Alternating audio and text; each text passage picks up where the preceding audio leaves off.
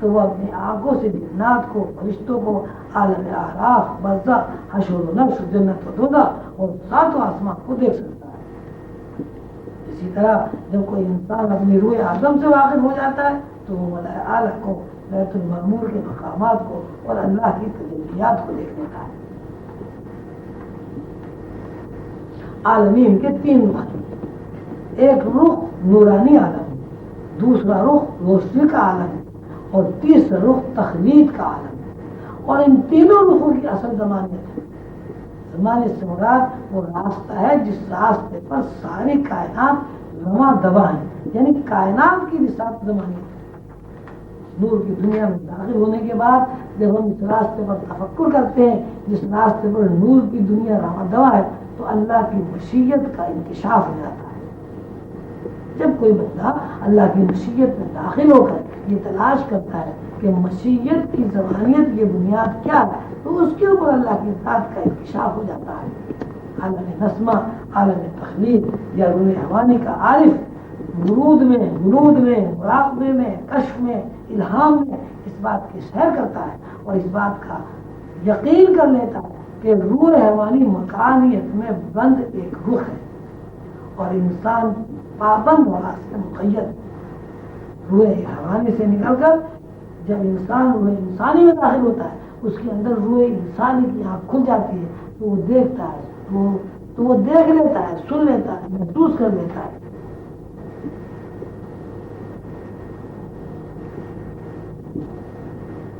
کہ انسان محض مکانیت کے خد و خال پر قائم نہیں ہے بلکہ ایک پرت روشنیوں سے مرکب ہے، اور روشنیوں سے مرکب انسان خود کو روشنیوں کے دائرے میں دیکھ لیتا ہے اور مشاہدہ کر لیتا ہے اور اس کے یقین میں یہ بات داخل ہو جاتی ہے کہ انسان کی رفتار سفر اور رفتار پرواز روشنی کی رفتار ہے۔ روشنی کے انسان سے گزر کر اس انسان کا مشاہدہ کرتا ہے جس انسان کے خد و خال نورانی ہے۔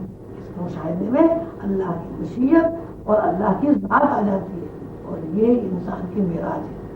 عالم امر کی تمام حرکات مفرد ہیں اور عالم خلق کی تمام حرکات مرکب ہیں۔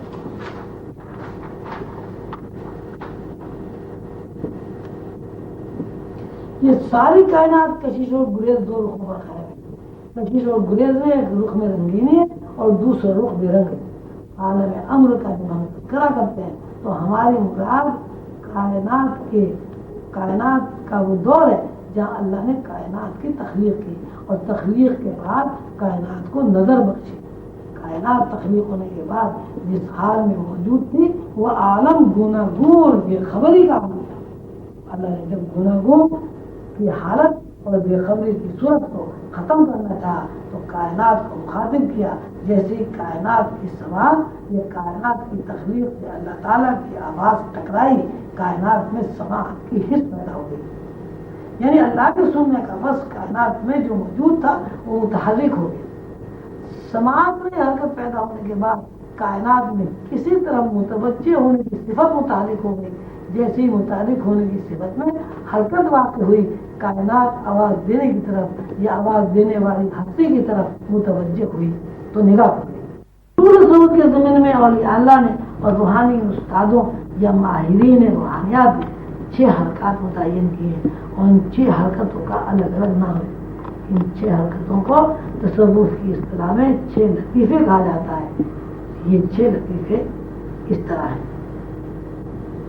1 لطیفہ خفی، 1 لطیفہ اخفا، 2 لطیفہ خفی، 3 لطیفہ سری، 4 لطیفہ روحی، 5 لطیفہ قلبی، 6 لطیفہ نفسی۔ یہ 6 لطیفے دراصل کیا کرتے ہیں، ان میں سے ہر حرکت ہر نوع میں ایک طول رکھتی ہے۔ ان 6 حرکات میں سے 3 حرکات نزولی اور 3 حرکات صعودی ہیں۔ 3 نزولی حرکات کے مقابل دوسرے رخ پر 3 صعودی حرکات بیک وقت رخوں میں آتی ہیں۔ ہر نوع میں پہلی حرکت اخفا، گریز یا نزول کی حرکت ہے۔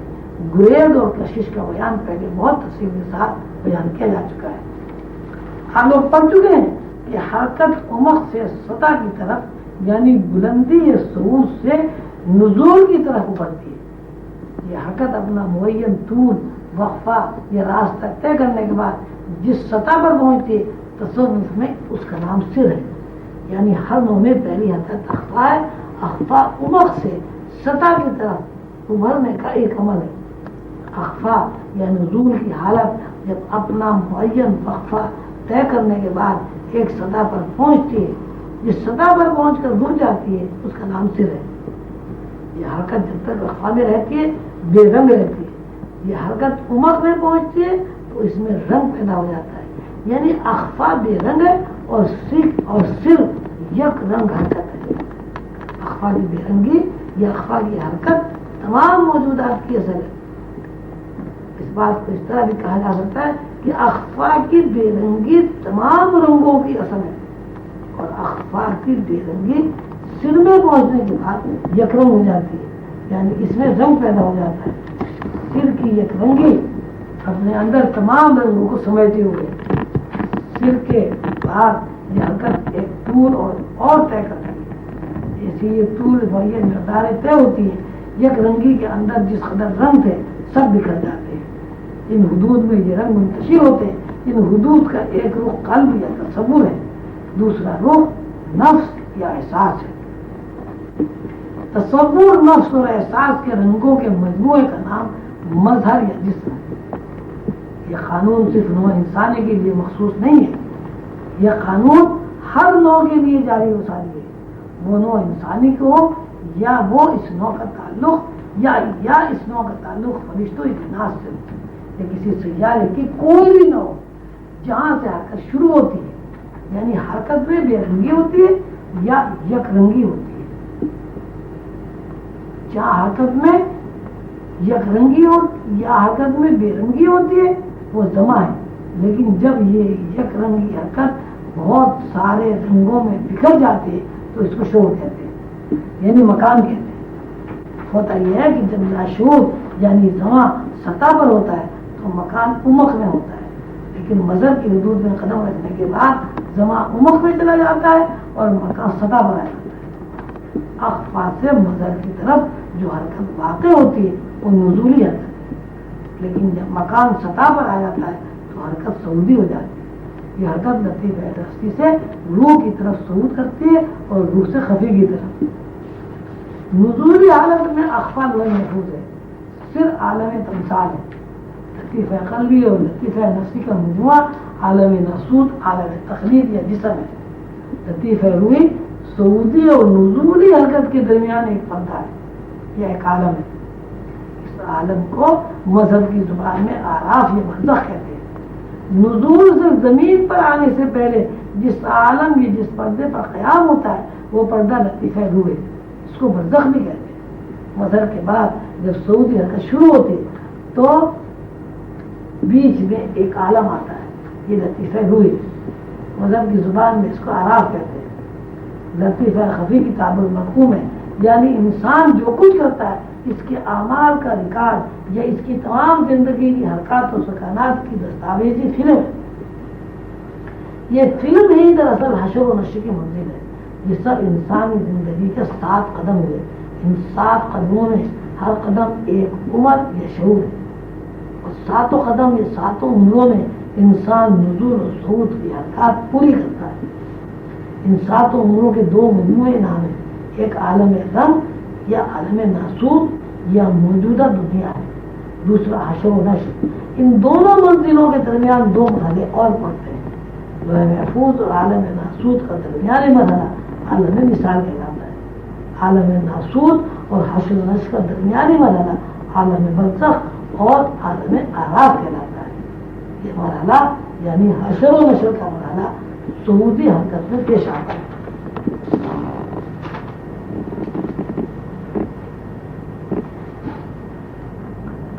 کائناتی فارمولوں کو سمجھنے کے لیے یہ بات ذہن نشین ہونا ضروری ہے کہ کائنات کے 2 رخ ہمہ وقت حرکت میں ہیں. ایک رخ کا نام زمانیت ہے اور دوسرے رخ کا نام مکانیت ہے. مکانیت اور زمانیت کی حرکات کا تجزیہ کیا جائے تو یہ بات مشاہدے میں آتی ہے کہ جب کائنات میں خط و خال ظاہر ہوتے ہیں تو زمان پردے میں چلا جاتا ہے، اور جب کائنات کے اندر موجودات کی تصویریں خط و خال سے ماپرا ہو جاتی ہیں تو مکان زمان میں پیوست ہو جاتا ہے. جہاں کائنات زمانیت میں ظاہر ہوتی ہے وہ نزولی حرکت ہے، اور جب مکانیت پس منظر میں چلی جاتی ہے وہ صعودی حرکت ہے۔ ہر حرکت روح کی طرف صعود کرتی ہے، اور یہ نزول و صعود کا سلسلہ لوح محفوظ کے ساتھ قائم ہے۔ لوح محفوظ میں نزول کرنے والے تمام خط و خواب جو زمین پر یا عالم ناسوت کی طرف نزول کرتے ہیں تو لوح محفوظ اور عالم ناسوت کے درمیان ایک پردہ یا ایک عالم یا ایک اسکرین آتی ہے۔ نزولی عالم ناسوت اور لوح محفوظ کے درمیان جو اسکرین واقع ہے اس کو برزخ یا عالم جوب یا لوح دویم کہا جاتا ہے۔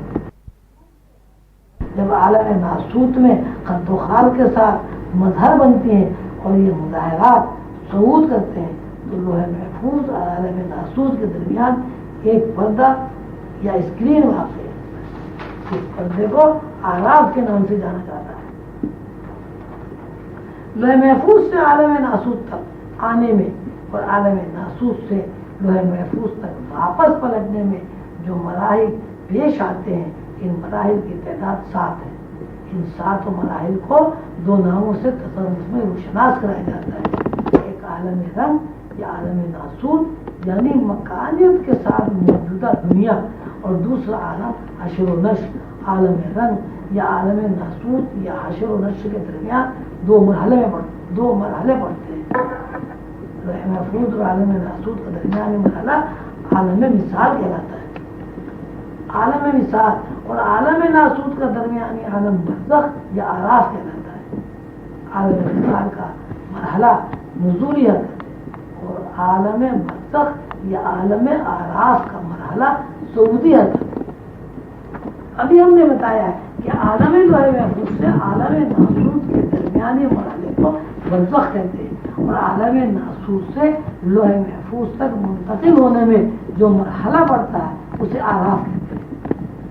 یہاں ہم نے عالم ناسوت حشر و نشر کے درمیان مرحلے کو عالم برزخ کہا ہے۔ عالم برزخ دراصل ایک ایسا عالم ہے جس کے 2 رخ ہیں، ایک رخ اعلیٰ سے نزول کی طرف اور دوسرا رخ اسفل سے صعود کی طرف۔ مجموعی طور پر اس کو عالم برزخ بھی کہا جاتا ہے۔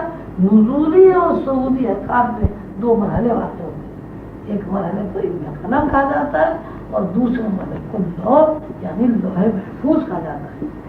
علم قلم اور لوح محفوظ دونوں اللہ کی تجلی کے 2 رخ ہیں، اور اسے اللہ تعالیٰ نے قرآن پاک میں نقطہ وحدانی کے نام سے بیان کیا ہے۔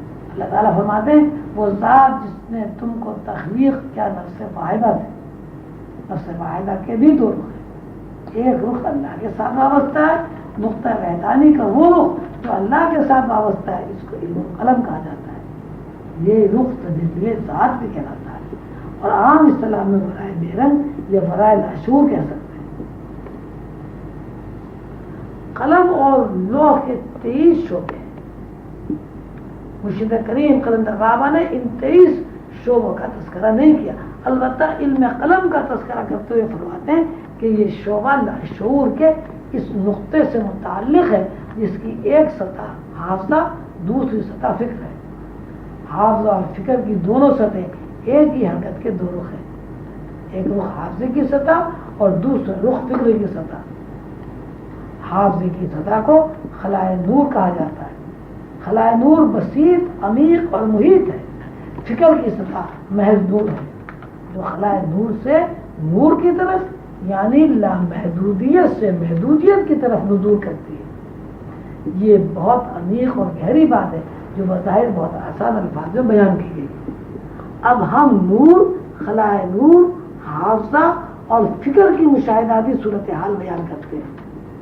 جب کچھ نہیں تھا تو اللہ تھا، اللہ ایک ذات ہے، اللہ بصیر ہے، اللہ خبیر ہے، اللہ علیم ہے، اللہ محبت کرنے والا ہے، اللہ خالق ہے، اپنی مخلوق کی تمام ضروریات سے باخبر ہے۔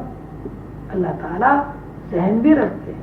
اللہ کے ذہن میں یہ بات آئی کہ اپنے تعارف کے لیے وہ ایسی تخلیق عمل میں لائے جس تخلیق میں حافظہ بھی ہو، فکر بھی ہو، بصیرت بھی ہو، علوم سیکھنے کی تمام تر صلاحیتیں بھی موجود ہوں اور اس علوم سے وہ مخلوق اللہ کو پہچان لے۔ تمثیلاً ہم اس بات کو اس طرح بیان کریں گے، اللہ ایک ذات ہے، اللہ کے ذہن میں بیٹھے بیٹھے خیال آیا کہ ایک ایسی کائنات تشکیل دینی چاہیے جو مکمل ہو، اور اس کائنات کے افراد میں ایسے منتخب افراد ہوں جو ہمیں پہچان سکیں اور جن کا ہمارے ساتھ براہ راست تعلق ہو۔ اللہ تعالیٰ کے ذہن میں یہ خیال اپنے نقش و نگار اور خط و خال کے ساتھ موجود تھا۔ اللہ تعالیٰ نے موجود اس خیال کو مظاہراتی شکل و صورت دینا چاہیے تو کہا کن۔ اللہ کے ذہن میں جو کچھ جس طرح موجود تھا وہ عمل میں آ گیا۔ جہاں یہ پروگرام عمل میں آیا، اس عالم کو عالم ارواح کہتے ہیں۔ عالم ارواح کے بعد دوسرا عالم وجود میں آیا، اس عالم کو لوح محفوظ کہا جاتا ہے۔ عالم ارواح کے بعد لوح محفوظ پر کائنات کی ہر حرکت، کائنات کا ہر لمحہ اور کائنات کے اندر جتنی نو ہے، اس نو کا ہر فرد ایک فلم کی صورت میں قائم ہو گیا۔ اللہ تعالیٰ کا وہ پروگرام جو کن کہنے سے پہلے اللہ تعالیٰ کے ذہن میں موجود تھا، کن کہتے ہی اس سارے پروگرام کی ایک فلم بن گئی۔ یہ فلم جو ہے محفوظ ہے۔ پھر اس پروگرام کو اللہ کے قانون کے مطابق حرکت ملی اور کائنات میں خط و خال کے ساتھ مظاہراتی شکل و صورت اختیار کی۔ جہاں کائنات نے نوعی اعتبار سے مظاہراتی خط و خال اختیار کیے، یعنی فلم کا یکجائی پروگرام نوعی اعتبار سے الگ الگ ہوا، اس عالم کو قلندر بابا نے عالم مثال کے نام سے بیان کیا ہے۔ نوعی پروگرام کی فلم جب انفرادی صورت میں ظاہر ہوئی، جہاں نوعی پروگرام انفرادی صورت میں خط و خال میں اور مکانیت کے ساتھ نشر ہوا یا ہو رہا ہے، اس عالم کو مرشد کریم نے عالم ناسوت کے نام سے بیان کیا ہے۔ چنانچہ ہر شے ایک طرف نزول کر رہی ہے تو دوسری طرف صعود کر رہی ہے۔ اس کا مطلب یہ ہوا کہ کائنات کی ہر شے لامحدودیت کے، کائنات کی ہر شے لامحدودیت سے محدودیت میں آ کر اس بات کا تعارف کراتی ہے کہ اللہ کی ذات پاک، بے نقص اور غیر محدود ہے، اور غیر محدود ہونا ہی اللہ کی سبحانیت اور پاکی کا شعبہ ہے۔ ہم اگر متغیر اور غیر متغیر کو الگ الگ سمجھنا چاہیں تو غیر متغیر کا نام غیر موجودیت اور متغیر کا نام محدودیت رکھیں گے۔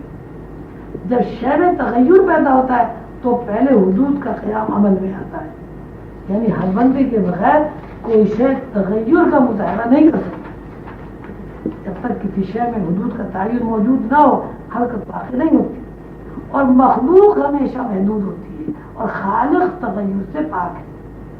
تغیر سے پاک ہونا ہر قسم کی احتیاط، ہر طرح کی پابندی اور ہر تعدد سے آزاد ہونا ہے۔ قرآن پاک میں لامحدودیت کو خالق اور محدودیت کو مخلوق قرار دیا گیا ہے۔ ہر شے کی بنیاد لامحدودیت ہے، اور پھر ہر شے لامحدودیت سے نزول کر کے محدودیت میں داخل ہو کر اپنا مظاہرہ کرتی ہے۔ کائنات کا ہر فرد لامحدودیت سے محدودیت میں داخل ہو کر اس بات کا تعارف کراتا ہے کہ اللہ کی ذات غیر محدود ہے۔ ہر بندی کا جہاں تک تعلق ہے وہ تخلیق میں ہے، لیکن بحیثیت خالق کے اللہ تعالیٰ لامحدود اور لامتغیر ہے۔ قرآن پاک کے ارشاد کے مطابق لامحدودیت خالق اور محدودیت مخلوق ہے۔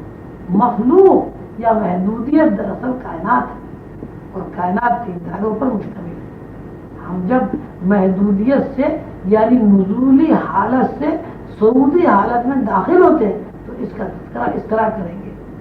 کائنات کا پہلا دائرہ مادیت ہے، کائنات کا دوسرا دائرہ حیوانیت ہے، کائنات کا تیسرا دائرہ انسانیت ہے۔ خارجی دنیا اور خارجی دنیا میں جتنی بھی چیزیں ہیں ان کی حرکات و سکانات ایک میکانکی عمل کے تحت قائم ہے، اور اس میکانزم کی بنیاد مادیت ہے۔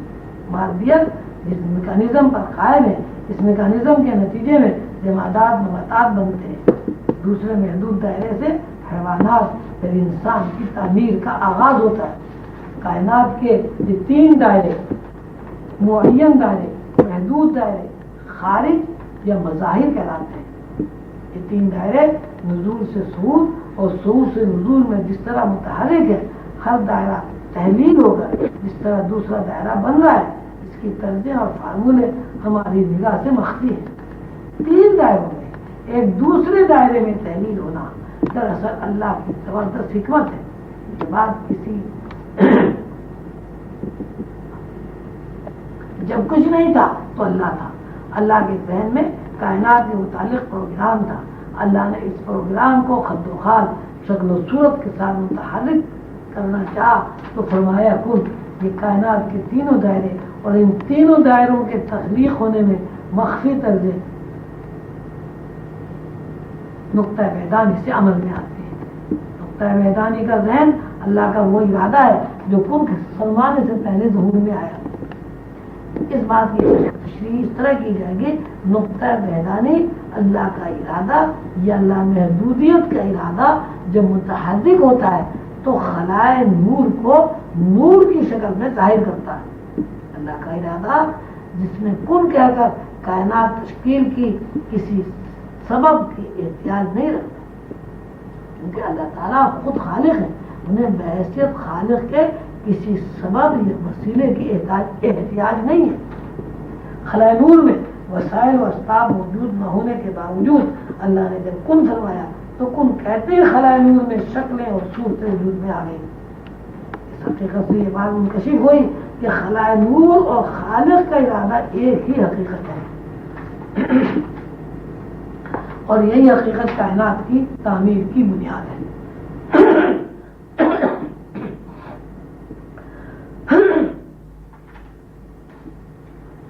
قرآن پاک میں اس حقیقت کو تدلی کا نام دیا گیا ہے. سورہ نجم میں اللہ تعالیٰ ارشاد فرماتے ہیں ان کو تعلیم کرتا ہے جس کی طاقت زبردست ہے.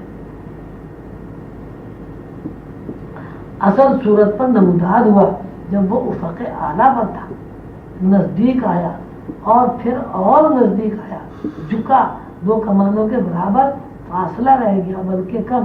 یہ وہ مشاہدات و کیفیات ہیں جو معراج کے وقت حضور علیہ السلام پر منکشف ہوئی. ان آیات میں ان حقائق اور اعلیٰ مراتب کا تذکرہ ہمیں جو حقائق اور اعلیٰ مراتب حضور علیہ السلام کو براہ راست اللہ تعالیٰ سے حاصل ہوئے واقف کرتا ہے. علم لدنی کے 3 حصے ہیں، ایک حصہ اجمال، دوسرا حصہ تفصیل، تیسرا حصہ اسرار. جس حصے کو علم لدنی کی اصطلاح میں اسرار کہا جاتا ہے اس حصے کی تعلیمات براہ راست اللہ تعالیٰ دیتے ہیں. اسرار علوم ہے یا تجلیات کے ان مجموعے کا نام ہے جو علوم کے حقائق ہیں. انہی حقائق کو علم القلم کہا جاتا ہے. علم القلم علوم کا وہ باب وہ حصہ ہے جو لوح محفوظ سے پہلے ہے. لوح محفوظ انہی علوم کا اصل ہے.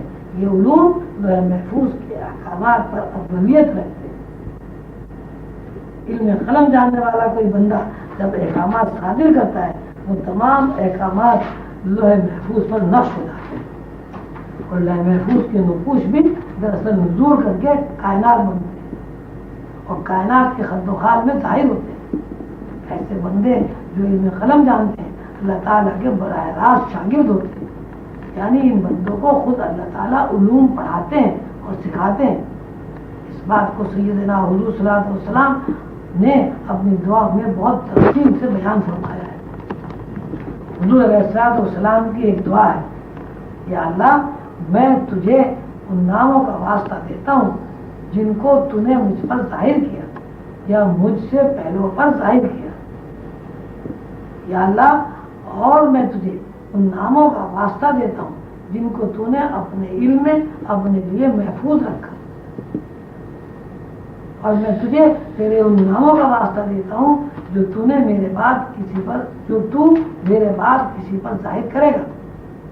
یہ الفاظ اور طلب ہے کہ جو تو میرے بعد کسی پر ظاہر کرے گا. یہ نام اللہ تعالیٰ کی صفات و کمالات ہیں جو خلائے نور یعنی اللہ کے ذہن میں موجود ہیں. انہی صفات و کمالات اللہ کے شعائر و عادات اور قوانین تجلیات کو اللہ تعالیٰ کے اسما قرار دیا گیا ہے۔ یہ علم اللہ تعالیٰ کی ذات کے بعد اور ابدا سے پہلے ہے۔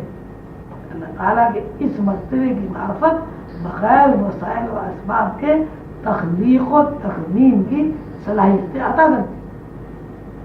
کوئی صاحب علم خلق کوئی فیصلہ کرتا ہے یا کوئی حکم صادر کرتا ہے تو خلائے نور کے قوانین کے مطابق اس کے ذہن میں کسی قسم کے وسائل نہیں ہوتے۔ اللہ کے ہر نام میں لاشمار کمالات جمع ہیں۔ کمالات خلائے نور سے صادر ہو کر لوح محفوظ کی زینت بنتے ہیں، یہ لوح محفوظ پر نقش و نگار بن کر ابھرتے ہیں۔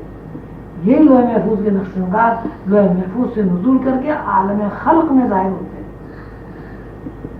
مرشد کریم قلندر بابا نے خلائے نور کو ورائے بے رنگ کہا ہے۔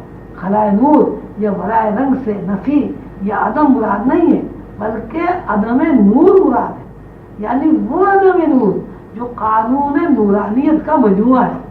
یہ ایک طرح کا لطیف ترین جلوہ ہے اور اسی جلوے سے نور کی تخلیق ہوتی ہے۔ خلائے نور اللہ کی ذات نہیں ہے، خلائے نور ورائے بے رنگ ہے اور ذات باری تعالیٰ وضاء الوضاء بے رنگ ہے۔ مفہوم یہ ہے کہ اللہ تعالیٰ کی ذات کو بیان کرنے کے لیے ہمارے پاس کسی قسم کے الفاظ کا ذخیرہ موجود نہیں ہے۔ ہم اللہ تعالیٰ کی ہستی کو کسی بھی طریقے سے الفاظ میں محدود نہیں کر سکتے، اور اللہ تعالیٰ کی ہستی کا بیان وہم، تصور، الفاظ ہر طرز فہم سے بالاتر ہے۔ انسان جب اللہ تعالیٰ سے متعارف ہوتا ہے تو متعارف ہونے کی دو طرزیں ہیں۔ ایک طرز یہ ہے کہ انسان اللہ تعالیٰ کی صفات سے متعارف ہوتا ہے، دوسری طرز یہ ہے کہ انسان اللہ تعالیٰ کی ذات سے متعارف ہوتا ہے۔ جب کوئی انسان صفات سے متعارف ہوتا ہے تو وہ اللہ کو اللہ کی صفات میں دیکھتا ہے، اور اللہ کی صفات میں اللہ کو دیکھنا کسی نہ کسی خد و خال میں دیکھنا ہے۔ اس کے برعکس جب کوئی بندہ اللہ کو اللہ کی ذات میں دیکھتا ہے تو دراصل وہ محض اپنے فکر وجدانی سے اللہ کی قربت کو محسوس کرتا ہے۔ فکر وجدانی سے قربت کو محسوس کرنے والا کوئی بندہ کبھی بھی اللہ کی ذات کو الفاظ یا کسی قسم کے خد و خال میں بیان نہیں کر سکتا۔ دراصل فکر وجدانی کا دیکھنا بھی اللہ کی ذات کو دیکھنا نہیں ہے۔ فکر وجدانی انسان کو ایسے مقام پر پہنچا دیتی ہے جہاں انسان تجلی ذات کا مشاہدہ کر سکتا ہے۔ تجلی ذات کا مشاہدہ اور اللہ کی ذات کا دیکھنا الگ الگ باتیں ہیں۔ مفہوم یہ ہے کہ کوئی بندہ جب ذات کو دیکھتا ہے، جب ذات سے متعارف ہوتا ہے، وہ دراصل اللہ تعالیٰ کی تجلی سے متعارف ہوتا ہے اور تجلی کا عرفان حاصل کرتا ہے۔ اسی مقام میں اللہ تعالیٰ نے گفتگو کے مواقع حاصل، اسی مقام میں اللہ تعالیٰ سے گفتگو کے مواقع حاصل ہوتے ہیں۔ یہ بات غور طلب ہے کہ اللہ تعالیٰ سے گفتگو براہ راست ذاتی باری تعالیٰ سے نہیں ہوتی، بلکہ اللہ سے گفتگو بھی تجلی ذات کی معرفت ہوتی ہے۔ سیدنا حضور صلی اللہ علیہ وسلم کا ارشاد ہے، میں نے اللہ کو جس طرح پہچانا ہے دراصل اس پہچاننے میں حق پورا نہیں ہوا۔ رسول اللہ صلی اللہ علیہ وسلم کا یہ بھی ارشاد ہے کہ یا اللہ رفیق اعلیٰ سے ملا دے۔ مطلب یہ کہ حضور اسی بات کو فرما رہے ہیں کہ کوئی بندہ، کوئی آپ نہ اللہ سے گفتگو کر سکتے ہیں، نہ کوئی بندہ براہ راست اللہ کو دیکھ سکتا ہے، بلکہ اللہ کو دیکھنا، اللہ سے گفتگو کرنا، اللہ کی قربت کو محسوس کرنا تجلی ذات کی معرفت ہوتا ہے۔ جہاں دیکھنے کی طرزوں کا بیان ہوا ہے وہاں یہ بات بتائی گئی ہے کہ دیکھنے کی دو طرز ہیں، ایک طرز براہ راست ہے اور دوسری طرز بالواسطہ ہے۔ براہ راست دیکھنے کی طرز میں آئینے کی مثال سامنے آ چکی ہے۔ ہم جب آئینے کے سامنے کھڑے ہوتے ہیں تو ہمیں آئینے کے اندر اپنا عکس نظر آتا ہے۔ ہم کہتے یہ ہیں کہ ہم آئینہ دیکھ رہے ہیں، جبکہ ہمارا روزمرہ کا مشاہدہ ہے کہ جب تک آئینہ ہمیں دیکھ کر اپنے اندر ہمارا عکس محفوظ نہ کر لے ہم آئینہ نہیں دیکھ سکتے۔ جب ہم براہ راست نگاہ کا تذکرہ کرتے ہیں تو یوں کہتے ہیں کوئی بھی شخص آئینے کو نہیں دیکھتا بلکہ ہر شخص آئینے کے دیکھنے کو دیکھتا ہے. بالکل یہ صورتحال ہر اس حص کی ہے جو براہ راست ہم جب یہاں کسی شے کا مشاہدہ کرتے ہیں تو پہلے وہ شے انسان کے مشاہدے میں داخل ہوتی ہے، پھر شے کے اندر وہ شعور اور فہم ابھرتا ہے جو شے کے تعارف کا ذریعہ بنتا ہے. جب تک شے مشاہدے میں داخل نہ ہو، یہ شے کی فہم کی اطلاع روح سے شعور میں منتقل نہ ہو، ہم کسی شے کے بارے میں کوئی معنی متعین نہیں کر سکتے. ہم جب کسی چیز کا نام لیتے ہیں تو وہ سننے والے کی روح میں پہلے وارد ہوتی ہے. مثلا جب سورج کہا جاتا ہے تو سننے والا اپنے داخل میں سورج کو محسوس کرتا ہے. اس کے بعد سورج کے معنی اور مفہوم متعین ہوتے ہیں. ہم جو ظاہر آنکھ سے روزانہ سورج کو دیکھتے ہیں وہ سورج داخل کے اندر موجود سورج سے مختلف ہے. نہ صرف یہ کہ مختلف ہے بلکہ جس طرح ہم سورج کو دیکھتے ہیں اگر ہم روحانی واردات و کیفیات میں سورج کا مشاہدہ کرتے ہیں تو سورج بالکل اس سورج کے برعکس نظر آتا ہے جو سورج آنکھ دیکھتی ہے. سورج کے اندر شعاعیں اور روشنیاں پھوٹتی ہوئی نظر آتی ہیں. ظاہرہ دیکھنے سے یہ تاثر قائم ہوتا ہے کہ سورج کے اندر حرارت اور گرمی ہے. سورج کے اندر حرارت اور گرمی رنگوں اور شعاؤں کے ذریعے زمین کو حرارت اور گرمی پہنچا رہی ہے. اس کے برعکس اگر ہم روحانی آنکھ سے یہ واردات میں سورج کا مشاہدہ کرتے ہیں تو ہمیں سورج ایک سیاہ، بہت سیاہ چمکدار توے کی طرح نظر آتا ہے. روحانی واردات میں جو سورج نظر آتا ہے اس میں روشنی اور رنگ ہرگز نہیں ہے. اسی طرح جب ہم اپنے سیارے کو دیکھتے ہیں تو سیارے کے اوپر یہ سیارے میں موجود فضا میں جو روشنی ہے ہم ان روشنیوں کو سورج کی روشنیاں قرار دیتے ہیں، جبکہ روحانی آنکھ سے یہ دیکھتے ہیں کہ ہر سیارہ بذات خود ایک روشنی، اور سیارہ جب سورج کے سامنے ہوتا ہے تو سیارے کی روشنی سورج پر پڑتی ہے. سورج کے اندر جو کچھ ظاہری آنکھ سے تیزی نظر آتی ہے وہ دراصل زمین یا کسی سیارے کا عکس ہے. ہم جب سورج کو ظاہر اسباب سے ہٹ کر روحانی آنکھ میں مشاہدہ کرتے ہیں تو تمام دنیا میں انسان سورج کے بارے میں سوچتے یا سنتے ہیں، ان سب کو سورج ایک ہی طرح محسوس ہوتا ہے. روحانی آنکھ جس طرح سورج کو دیکھتی ہے وہ ایسی حقیقت ہے جس میں تغیر نہیں ہوتا.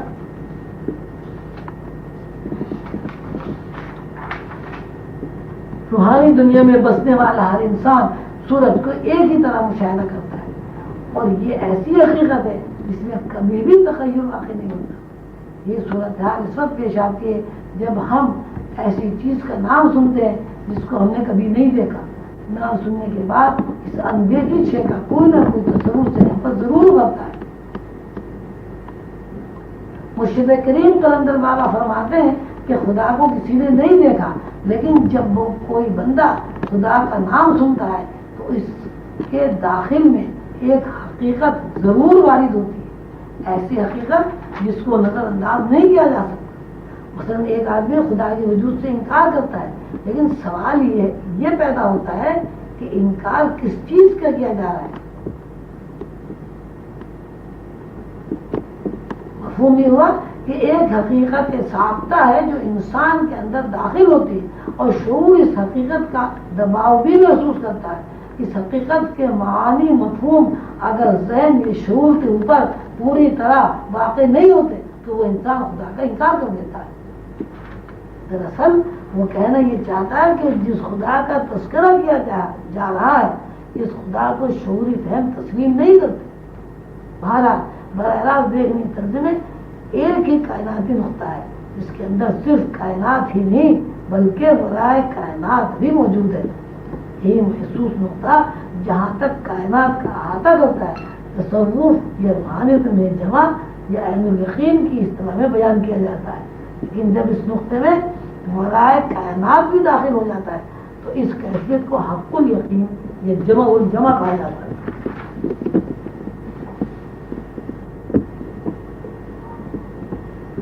آئینے کی مثال پھر سامنے رکھیں. ایک شخص آئینے میں اپنا عکس دیکھ رہا ہے. مگر آئینے کی صفات یا خصوصیت اس کے سامنے نہیں. وہ صرف اتنا جانتا ہے کہ مجھ جیسا ایک انسان میرے سامنے ہے. اس یقین کی بنیاد پر وہ آئینے میں خود کو دیکھ رہا ہے. اس حالت کا نام علم الیقین ہے. یعنی اس میں علم داخل ہو گیا ہے کہ وہ آئینہ دیکھ رہا ہے. اگر دیکھنے والے کو یہ علم ہے کہ میں آئینے میں اپنا عکس دیکھ رہا ہوں، وہ اپنی آئینے اور عکس کی حقیقت سے ناواقف ہے، تو یہ حالت عین الیقین کہلاتی ہے. اس کے برعکس اگر دیکھنے والا اپنی اور آئینے کے عکس کی حقیقت جانتا ہے، یعنی براہ راست دیکھنے کی طرف سے واقف ہے، تو یہ حالت حق الیقین ہے.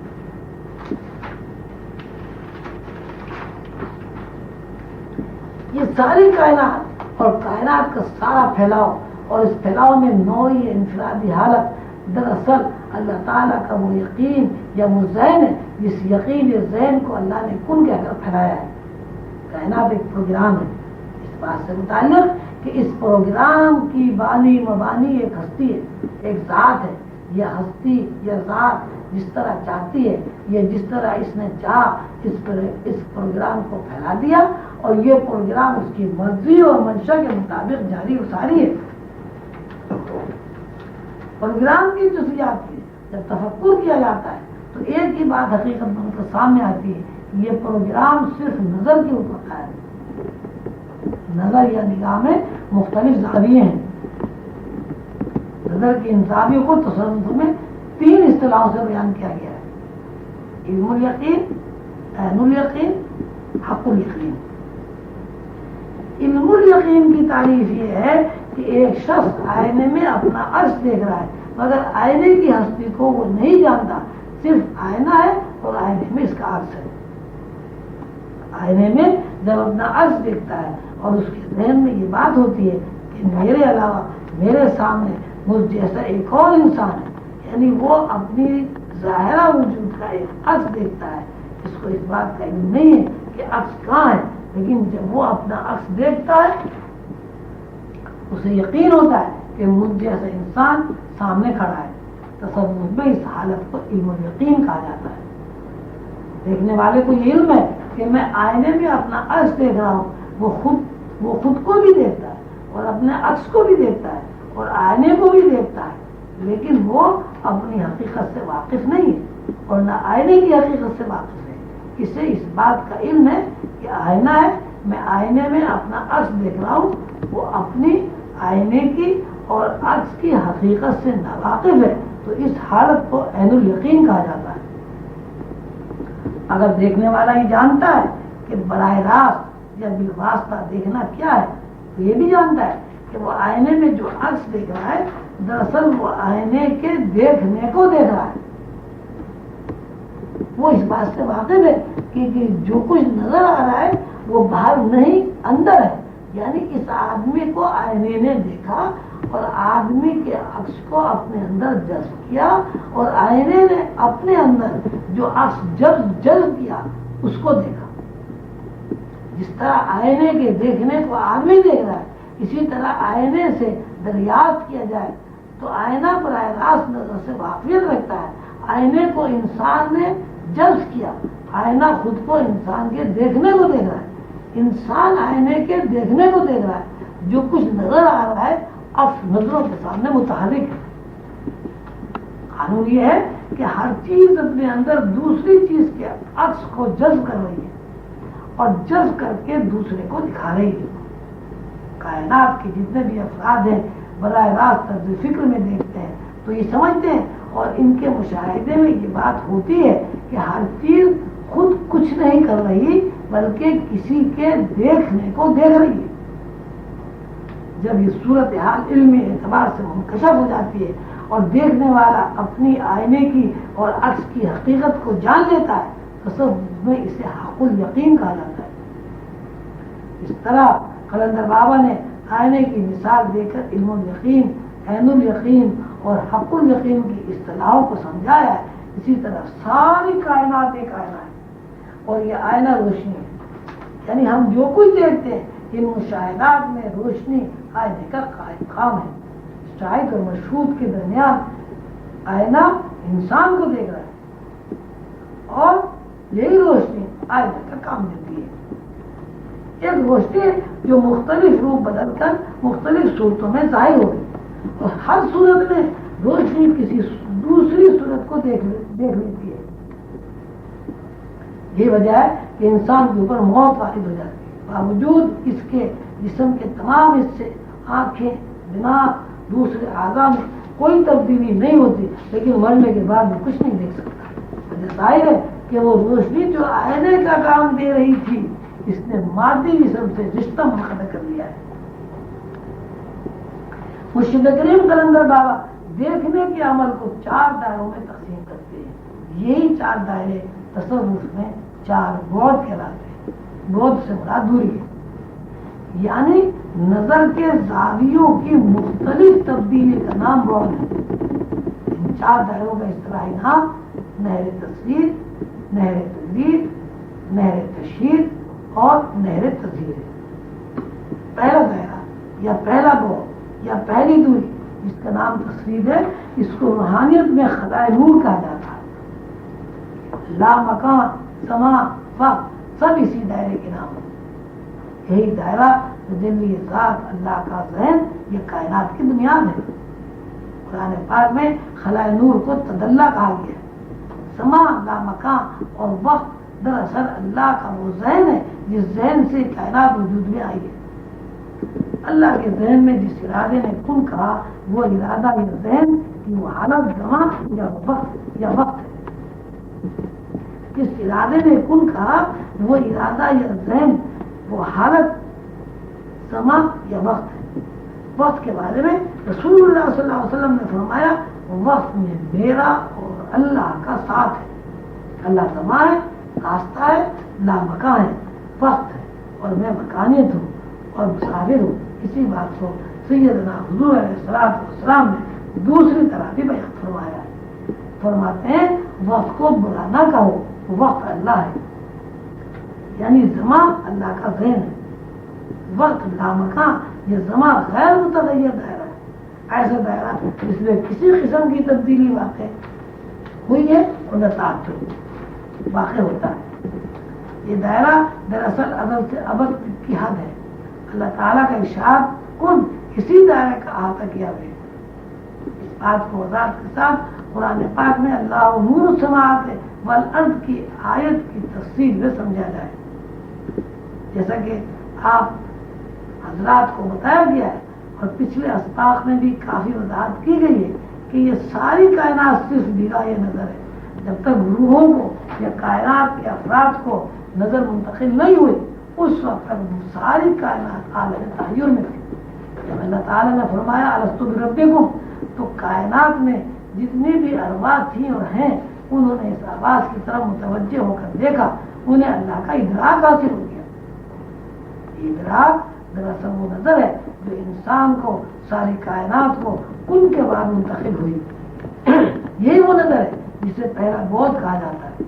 اس کے بعد کائنات کے 3 دائرے مکان ہیں جن کے نام بالترتیب بعد نمبر 1، بعد نمبر 2، بعد نمبر 3 اور بعد نمبر 4 ہے. بعد نمبر 1 نظر، بعد نمبر 2 نظارہ، بعد نمبر 3 ناظر، بعد نمبر 4 منظور. ان چاروں بعد کو شہود، مشاہدہ، شاہد اور مشہود بھی کہا جاتا ہے. نظر یا شہود، نہر تصویر یا زمان کائنات کی ساخت میں اصل بنیاد ہے. اس میں کبھی تغیر واقع نہیں ہوا اور نہ ہو سکتا. اپنی جگہ بڑی حقیقت ہے. اسی حقیقت پر تینوں مکانیتوں کی عمارت قائم ہے.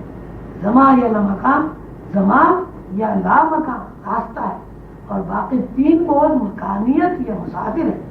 راستہ ایک ہے، سفر کرنے والے افراد الگ الگ ہیں. حقیقت کبریٰ یا کائنات کی اصل بنیاد کے بعد پہلی مکانیت نہر تجرید کہلاتی ہے، جو مشاہدہ یا نظارے کی نوعیت میں اپنا وجود رکھتی ہے. دوسری مکانیت نہر تشہیر، شاہد یا ناظر کی نوعیت رکھتی ہے. تیسری مکانیت جسے نہر تظہیر کہا جاتا ہے، شہود یا منظور کہلاتی ہے. یہی وہ مکانیت ہے جو روشنی کا ایک گہرا سمندر ہے، اور یہی وہ مکانیت ہے جس کو آئینے کا قائم مقام کہا جاتا ہے. ہم ہم جب لفظ روحانیت زبان سے ادا کرتے ہیں تو دراصل اس لفظ کے معنی اور مفہوم یہ ہوتے ہیں کہ ہم کسی ایسی طرز فکر کا تذکرہ کر رہے ہیں جو طرز فکر دنیا میں رائج تمام مادی علوم سے الگ ہے۔ مادی علوم، ان علوم کا تعلق طبیعت سے ہو، نفسیات سے ہو، مابعد النفسیات سے ہو، ہر علم ہمیں ایک روشنی دیتا ہے۔ وہ روشنی کتنی بھی زیادہ ہمیں حاصل ہو جائے، ہمیں بہرحال یہ یقین کرنے پر مجبور ہونا پڑتا ہے کہ کائنات میں جو کچھ موجود ہے اسے ہم دیکھ رہے ہیں، یعنی ہم جو کچھ دیکھ رہے ہیں دراصل وہ ہماری مادی آنکھ دیکھ رہی ہے۔ اس کے برعکس جب روحانی طرز فکر بیان ہوتی ہے تو وہ طرز فکر ہمیں بتاتی ہے کہ دیکھنے کی دو طرزیں ہیں، دیکھنے کے دو زاویے ہیں۔ دیکھنے کی ایک طرز فکر یا زاویہ جو مادی دنیا میں رائج ہے، یا جس زاویے سے دنیا میں موجود مخلوق واقف ہے، اس زاویے یا طرز فکر کو بالواسطہ دیکھنا کہتے ہیں۔ یعنی کسی چیز کو دیکھنے میں ہماری آنکھ واسطہ بن رہی ہے۔ ہماری آنکھ جو کچھ دیکھتی ہے اس کو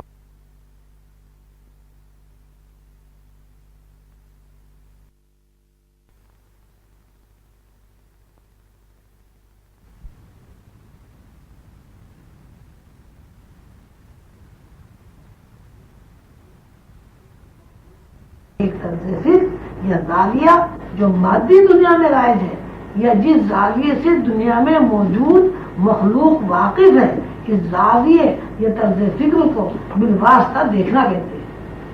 یعنی کسی چیز کو دیکھنے میں ہماری آنکھ واسطہ بن رہی ہے۔ ہماری آنکھ جو کچھ دیکھتی ہے اس کو ہم محسوس کرتے ہیں، اور دیکھی ہوئی چیزوں کو ہم معانی مفہوم میں بیان کرتے ہیں۔ لیکن جب ہم روحانی نگاہ یا روحانی طرز فکر یہ روحانی زاویے کا تذکرہ کرتے ہیں تو وہاں ہمارے سامنے یہ حقیقت آتی ہے کہ دیکھنے کی ایک طرز فکر ہے، جس طرز فکر کو براہ راست طرز فکر کہتے ہیں۔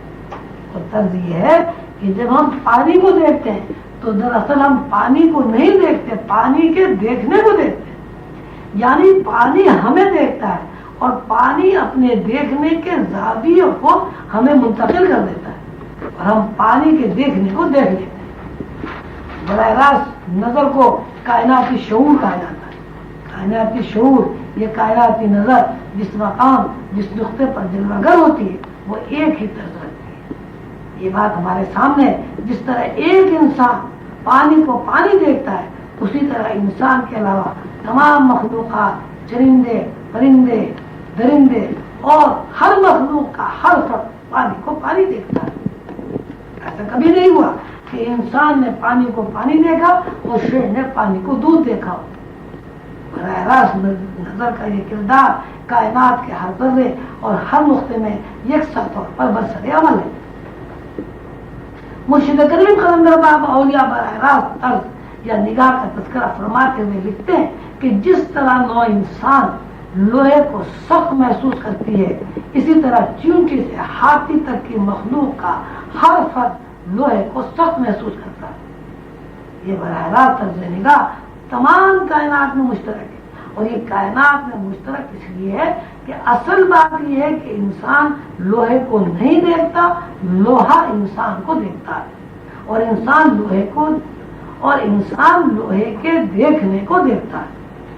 کائنات میں پھیلے ہوئے تمام مناظر اسی قانون کے پابند ہیں۔ مرشد کریم قلندر بابا اولیاء تیسری مثال یہ دیتے ہیں کہ جس طرح آدمی چاند کی طرف نظر اٹھا کر چاند کو جس شکل و صورت میں دیکھتا ہے، اسی طرح چکور بھی چاند کو اسی صورت میں دیکھتا ہے۔ جس طرح ایک آدمی پانی پی کر آنکھوں کی سیرابی کرتا ہے، اسی طرح گائے بھینس پانی پی کر اپنے جسمانی نشوونما کرتے ہیں۔ اسی طرح درخت کی جڑیں پانی کو پانی سمجھ کر پانی سے فائدہ اٹھاتی ہیں۔ اس طرح انسان اور دوسرے جانور پانی سے نشوونما پاتے ہیں، اسی طرح پھول پانی پی کر اپنے نشوونما کرتے ہیں۔ جس طرح ایک سانپ دودھ پی کر دودھ کو دودھ سمجھ کر پیتا ہے، جس طرح ایک سانپ دودھ کو دودھ سمجھ کر پیتا ہے، اسی طرح بکری بھی دودھ کو دودھ سمجھ کر پیتی ہے۔ یہ ایک مشترک نگاہ ہے جو کہ ساری کائنات اور کائنات کے تمام افراد میں یکساں طور پر عمل پذیر ہے۔ ان تمام مثالوں سے یہی نتیجہ نکلتا ہے کہ کائنات کے ہر ذرے میں، کائنات کے اندر جتنی نو ہیں، تمام مخلوقات میں نظر کا ایک قانون، نظر کے اس قانون میں، نظر کے اس کردار میں کتنا بھی غور کریں، تفکر کریں، ہمیں کہیں اختلاف نہیں ملے گا۔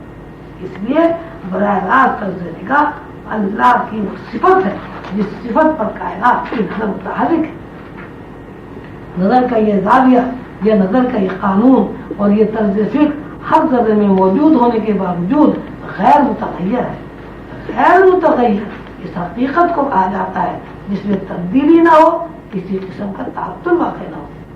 یہ نظر عدم سے ابد تک کسی بھی لمحے، کسی بھی ذرے کی گہرائی میں ایک صفت رکھتی ہے، اپنا مخصوص کردار رکھتی ہے۔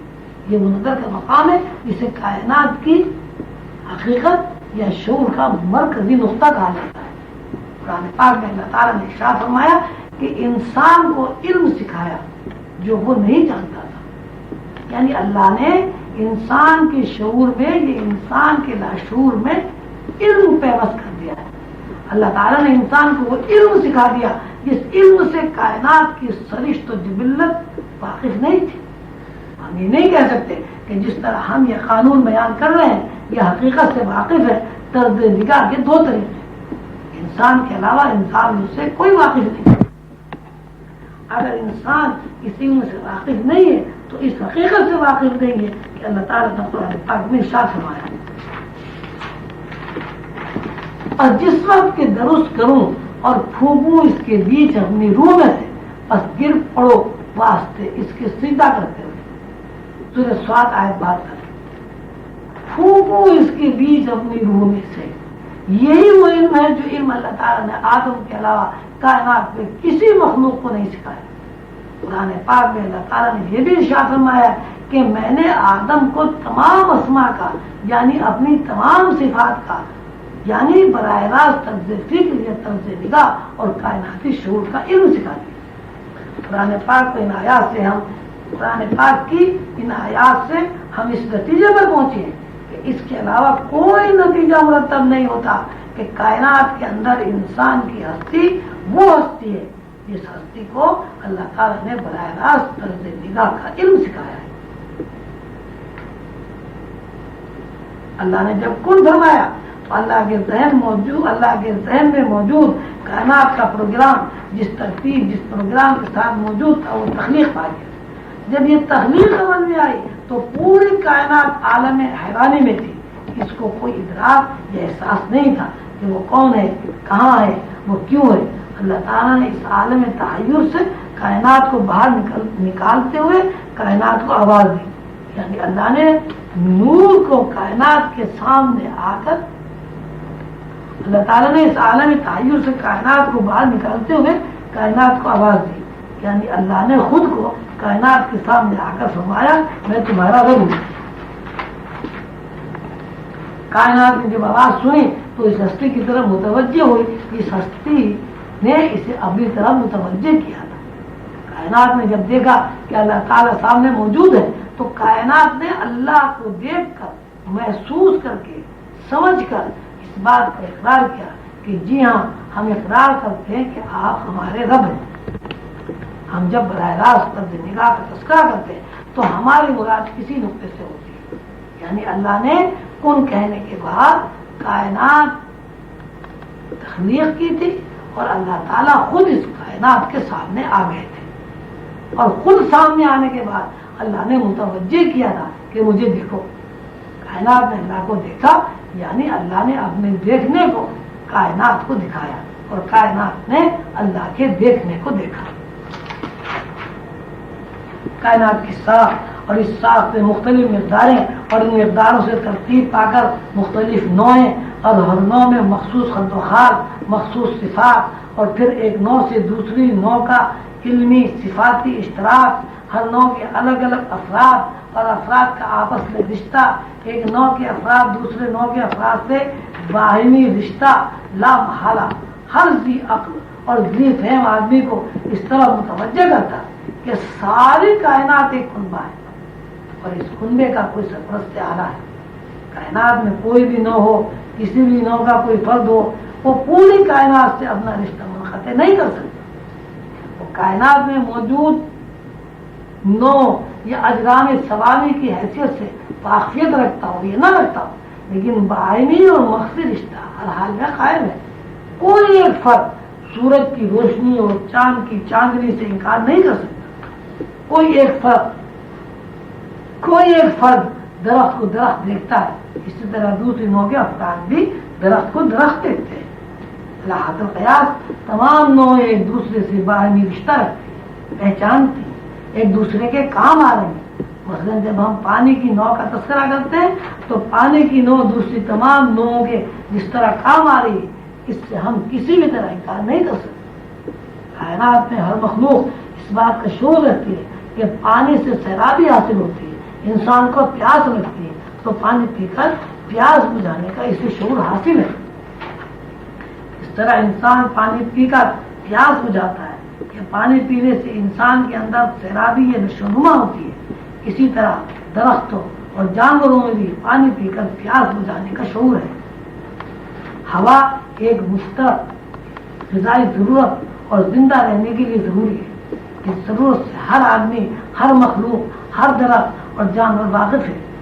جس طرح ہر مخلوق کا ہر فرد یہ جانتا ہے کہ ہوا کے بغیر وہ زندہ نہیں رہ سکتا، اسی طرح ہوا کے اندر عقل و شعور ہے اور وہ اس بات سے واقف ہے کہ پانی کے ننھے ننھے ذرات اپنے دوش پر اٹھا کر ایک جگہ سے دوسری جگہ منتقل کرتے رہتے ہیں. اس طرح کہ ایک انسان پانی پی کر سیراب ہوتا ہے، جانور پیاس بجھاتے ہیں، اسی طرح ہوا کو یہ شعور حاصل ہے، وہ پانی کے بخارات اور پانی کے ذروں کو اٹھا کر ان مقامات تک لے جاتی ہے، ان زمینوں درختوں تک لے جاتی ہے جن درختوں کو پیاس بجھانے کا شعور حاصل ہے. جہاں اللہ کے مخلوق وہ درخت ہوں یا جانور ہوں پیاس محسوس کرتے ہیں، ان کے اندر پیاس کا تقاضا ابھرتا ہے، وہاں ہوا اپنے شعور سے پانی کے ذرات کو اٹھا کر بارش برساتی ہے. کائنات میں جو کچھ موجود ہے سب کو برابر کے درجے میں عام سطح میں ایک شعور حاصل ہے. لیکن یہ بات کہ پانی کو بھی شعور حاصل ہے، ہوا کو بھی شعور حاصل ہے، یہ کس طرح ممکن ہے؟ اور اس کی بنیادی وجہ یہ ہے کہ پانی کو، ہوا کو، درختوں کو یہ شعور کہاں سے حاصل ہوتا ہے؟ یہ ان سب کو یہ وصف کہاں سے ملا ہے؟ یہ علم صرف اللہ نے انسان کو ہدیت کیا ہے. یہی وہ علم ہے جس کو علم الاسماء یا روحانی علوم کے نام سے جانا جاتا ہے. اللہ تعالیٰ نے جہاں ارشاد فرمایا کہ ہم نے آدم کے پتلے میں اپنی روح پھونک دی، یہ روح پھونکنا ہی دراصل وہ علم ہے جو کائنات میں مشترک رشتے کو جانتا ہے اور کائنات میں مخلوق اور ان کے افراد میں ان کی شعوری حیثیت کو جانتا ہے. قرآن پاک میں اللہ تعالیٰ کا ارشاد ہے کہ کوئی چھوٹی سے چھوٹی اور بڑی سے بڑی بات ایسی نہیں ہے جسے قرآن میں وضاحت کے ساتھ بیان نہ کر دیا گیا ہو. ہر بات کا قرآن پاک میں وضاحت کے ساتھ تذکرہ موجود ہے. چنانچہ انسان کے وصف کا تذکرہ قرآن پاک میں موجود ہے. قرآن پاک نے ان علوم کو 3 حصوں میں تقسیم کیا ہے. یہ ان علوم کی 3 طرح درجہ بندی کی ہے. علم کا پہلا حصہ علم حضوری ہے، علم کا دوسرا حصہ علم حصولی ہے، علم کا تیسرا حصہ یا درجہ علم تدلی یا علم نبوت ہے.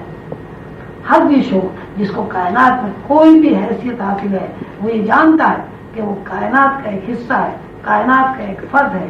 ہر ذی فہم کائنات کا محل وقوع جانتا ہے. وہ لازماً یہ بھی سوچتا ہے، اس طرح بھی متوجہ ہوتا ہے کہ یہ کائنات کس جگہ قائم ہے، کس سطح پر رکی ہوئی ہے اور فی الواقع کائنات کا محل وقوع کیا ہے. قرآن پاک میں جگہ جگہ اللہ نے اس سوال کا جواب دیا ہے. اللہ تعالیٰ ارشاد فرماتے ہیں میں علیم ہوں، یعنی علم کا سورس اور منبع اللہ تعالیٰ کا علم جو بھی ہے وہ اللہ تعالیٰ ہے. جب اللہ تعالیٰ علم کا سورس اور منبع ہے تو علم کا جو بھی حصہ علم جس طرح بھی منتقل ہوا اس کا سورس یا سطح اللہ ہے. اللہ تعالیٰ فرماتے ہیں میں خبیر ہوں. جس ذی شعور کو بھی اطلاع کی معنویت معلوم ہے وہ یہ جانتا ہے کہ زندگی کا دار و مدار خبر کے اوپر ہے. ساری زندگی ایک خبر متواتر کی حیثیت رکھتی ہے. کھانا، پینا، سونا، جاگنا، نفرت کرنا، محبت کرنا، یہ سب ایک خبر ہے جو انسان کے دماغ میں ایک خبر کی حیثیت سے وارد ہوتی ہے۔ یہ خبر یا یہ اطلاع کہاں سے آ رہی ہے؟ خبر کا سورس اللہ ہے جو خبیر ہے۔ اسی طرح انسان اور کائنات کے دوسرے افراد دیکھتے ہیں، دیکھنے کا تسلسل اور تواتر کے ساتھ عمل اس طرف متوجہ کرتا ہے کہ نگاہ کیا ہے، نگاہ کہاں سے آ رہی ہے، اس کا سورس کیا ہے۔ اللہ تعالیٰ فرماتے ہیں میں بصیر ہوں، یعنی کائنات کے افراد کو جو نگاہ مل رہی ہے اس کا سورس اللہ تعالیٰ ہے۔ اسی طرح انسان جب اپنی زندگی کا اور اپنے اسلاف کی زندگی کا تجزیہ کرتا ہے اور اللہ کی دی ہوئی فہم سے تدبر کرتا ہے تو اس کے لیے اس بات سے انکار ممکن نہیں کہ وہ اگر با اختیار ہے تو پوری زندگی میں با اختیار ہونے کے باوجود بے اختیار ہے اور اس کے اوپر کوئی چیز محیط ہے۔ پیدائش پر وہ قدرت نہیں رکھتا، زندہ رہنے پر اسے قدرت حاصل نہیں ہے، سانس لینے پر اسے قدرت حاصل نہیں ہے۔ کوئی ایسی اتھارٹی ہے، ایسی ذات، ایسی ہستی ہے جس نے زندگی کو کنٹرول کیا ہوا ہے، جس نے پوری کائنات کا احاطہ کیا ہوا ہے۔ یہ کنٹرول، یہ احاطہ اللہ کی صفت ہے اور اس صفت کو اللہ تعالیٰ نے قرآن پاک میں محیط کے نام سے بیان کیا ہے۔ اللہ تعالیٰ ساری کائنات پر محیط ہے، باوجود اس کے ہمارے اندر شعور ہے، ہمارے اندر دماغ بھی ہے، لیکن کسی چیز پر حتمی طور پر قدرت نہیں رکھتے۔ ہمارے سارے ارادے، ساری خواہشات کامیابی سے پوری نہیں ہو جاتی اور ہمیشہ ناکامی کا منہ نہیں دیتے۔ وہ کبھی کامیاب ہوتا ہے اور کبھی ناکام ہوتا ہے۔ کامیابی اور ناکامی پر اسے کوئی قدرت حاصل نہیں ہے۔ یہ انسانی زندگی کا وصف نہیں ہے کہ اسے قدرت حاصل نہیں ہے کہ اپنی مرضی سے جو چاہے سو کرے۔ وہ کسی ہستی کا محتاج ہے اور وہ ہستی ایسی ہے جو ایسی قدرت رکھتی ہے جو چاہے اور جس طرح چاہے حالت کو بگاڑ دے یا بنا دے۔ یہی وہ صفت ہے جو قدیر کے نام سے بیان کی گئی ہے۔ اسی طرح اللہ تعالیٰ نے کائنات کو روشنی بخشی ہے۔ اس روشنی کا تذکرہ اللہ تعالیٰ نور کے نام سے کرتے ہیں، فرماتے ہیں میں آسمانوں اور زمین کا نور ہوں۔ ان تمام عبارتوں کا لازمانی نتیجہ مرتب ہوتا ہے کہ کائنات اور کائنات کا محل رکوع صرف اور صرف اللہ کا علم ہے اور یہ وہ علم ہے جو اللہ نے انسان کے علاوہ کسی کو منتخب نہیں کیا۔ یہ وہ علم ہے جس کو قرآن پاک میں علم الاسماء کا نام دیا گیا۔ کائنات کے اجزاء ترکیبی پر جب غور کیا جاتا ہے اور شعور کی سطح سے ابھر کر لاشعور کی سطح میں داخل ہو کر تفکر کیا جاتا ہے تو ایک ہی بات سمجھ میں آتی ہے، وہ یہ کہ یہ ساری کائنات پہلے سے کسی پروگرام کے تحت ایک ہستی کے ذہن میں موجود تھی۔ جب اس ہستی نے کائنات کی موجودگی یعنی اس علم کو جو اس ہستی کے لیے مخصوص ہے پھیلانا چاہا اور اس علم کو نشر و نگار اور خد و خال کے ساتھ وجود میں لانا چاہا تو وہ وجود میں لے آئی۔ یہ ساری کائنات ایک ایسا مربوط پروگرام ہے جو پہلے سے اللہ کے ذہن میں موجود تھا اور ہے اور ہمیشہ موجود رہے گا۔ اس قانون کی روح سے اس کے علاوہ کسی نتیجے پر نہیں پہنچا جا سکتا کہ کائنات کی مسیح، کائنات کا محل وقوع، کائنات کی اصل اور تمام اجزاء ترکیبی اللہ کا علم ہے۔ اللہ کے ذہن میں اللہ کے حکم اور اللہ کے ارادے کے مطابق جب کائنات ظہور میں آئی تو دراصل یہ ظہور میں آنا کائنات کے سفر کی ابتدا ہے۔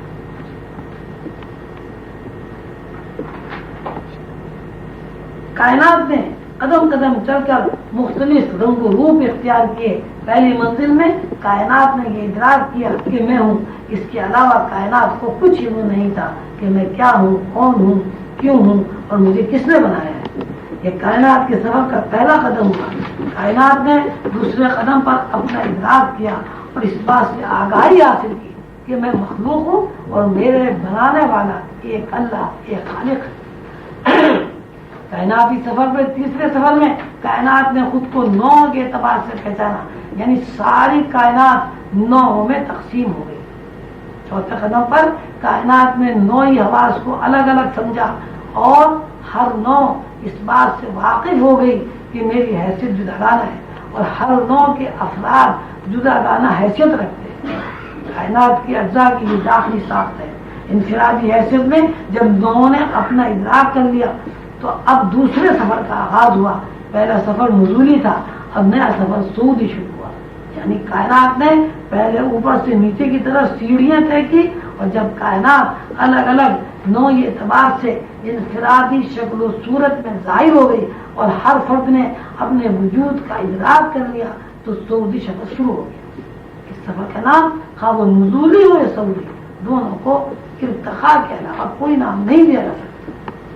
اس طرح عالم ارواح سے نزولی حیثیت میں عالم ناسوت تک کائنات کے سفر کو ارتقاء کہتے ہیں، اسی طرح عالم ناسوت سے پھر عالم ارواح کی طرف لوٹنے کو ارتقاء کے علاوہ کوئی نام نہیں دیا جا سکتا. اب سوال یہ پیدا ہوتا ہے کہ یہ ارتقاء کس طرح ہو رہا ہے، یہ کائناتی سفر کس طرح طے کیا جاتا ہے. عالم ارواح سے عالم ناسوت تک پورا سفر کس بساط پر ہے.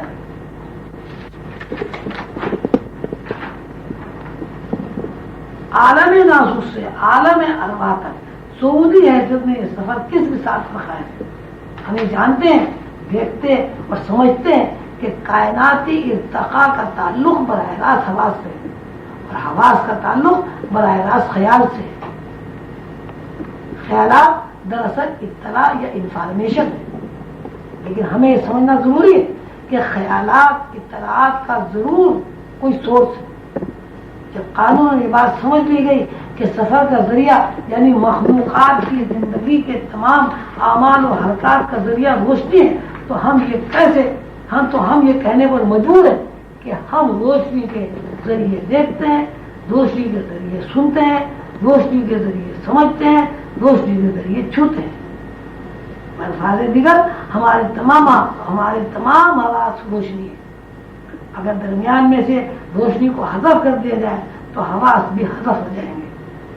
درمیان میں روشنی کی بساط کو توڑ دیا جائے تو ہم بھی ٹوٹ کر بکھر جائیں گے. جب بنیاد نہیں ہوگی تو عمارت بھی نہیں ہوگی. وہ انسانی کی اور کائنات کی جتنی بھی عمارت ہے اس کی بنیاد روشنی ہے. روشنی کو اگر حذف کر دیا جائے، معدوم کر دیا جائے، تو پھر کائنات کا کوئی فرد نہ خود کو دیکھ سکے گا اور نہ کسی فرد کو کائنات کا دوسرا فرد دیکھ سکے گا. اس لیے کہ بنیاد ختم ہوگی اور عمارت بنیاد کے اوپر قائم ہے. روشنیوں کے جال ہے اور روشنیوں کا بنا ہوا راستہ ہے. وہ راستہ اس طرح ہے کہ اس میں روشنیوں کے تار جڑے ہوئے اور وہ تار تانے بانے کی طرح ہے. وہ تار ایک دوسرے سے تقریب ہے کہ ان کو الگ الگ نہیں دیکھا جا سکتا. بالکل اس طرح جیسے کپڑے میں تانا بانا ہوتا ہے. کپڑا تانے بانے کے بغیر نہیں بنا جا سکتا. ہم ایک کپڑے یا کاغذ کو بساط تسلیم کر کے اس کو راستے کا نام دیتے ہیں. اس بساط پر نقش و نگار قائم ہے. بساط پر جتنے بھی نقش و نگار ہیں وہ تانے بانے کی روشنیوں سے فیڈ ہوتے ہیں. پھر واقع وہ نقش و نگار ذاتی حیثیت میں کچھ نہیں ہے. مثلا ایک قالین کے اوپر شیر کی تصویر بنی ہے. قالین سے تانا بانا نکل جائے تو شیر کی تصویر خود بخود نکل جائے گی. ایک سفید کاغذ لے کر اس پر پینسل کی مدد سے کبوتر کے نقش و نگار بنائیں گے، یعنی کبوتر کی تصویر کا خاکہ بنا دیا جائے اور اس تصویر کے خاکوں کو چاروں طرف سے رنگ بھر دیا جائے. اب ہم کاغذ کو دیکھیں گے تو کبوتر نظر آئے گا، اور اگر کاغذ کے اوپر رنگ مٹا دیا جائے اور کاغذ کو سفید کر دیا جائے تو کبوتر نظر نہیں آئے گا. کاغذ کے اوپر رنگ روشنی ہے اور اس رنگ کے درمیان اسکیچ یا خاکہ کائنات ہے. اس طرح کاغذ کے اوپر رنگ نے کبوتر کا احاطہ کیا ہوا ہے، اسی طرح اللہ کے علم نے کائنات کا احاطہ کیا ہوا ہے. اس طرح کاغذ کے اوپر کبوتر نظر آ رہا ہے لیکن کبوتر بنا نہیں ہے، دراصل وہ خلا کبوتر ہے. اسی طرح کائنات کا ہر ذرہ خلا کی صورت میں اللہ کے علم میں واقع ہے اور اللہ کا علم اللہ کا نور ہے. اس طرح کاغذ پر رنگ کی موجودگی میں دیکھنے والے کو رنگ نظر نہیں آتا، کبوتر نظر آتا ہے. اسی طرح کائنات کی شکل و صورت نظر آتی ہے لیکن نور نظر نہیں آتا. صرف وہ کائنات کا خلا نظر آتا ہے جس خلا میں تصویر بنی ہے، اور اس خلائی تصویروں کے نام مختلف ہیں، مثلا چاند، سورج، زمین، آسمان، پہاڑ، سبزہ دریا، سمندر وغیرہ. پھر ایک کاغذ کی مثال لیں. کاغذ کے چاروں طرف رنگ بھر دیں اور بیچ میں ایسے نقش و نگار بنا دیں جو سمندر کی تصویر کشی کرتے ہو، دیکھنے والا برملا کار اٹھے گا کہ یہ سمندر ہے۔ اسی طرح ساری کائنات تمام نوع بصورت خلا اللہ کے نور پہ واقع ہے۔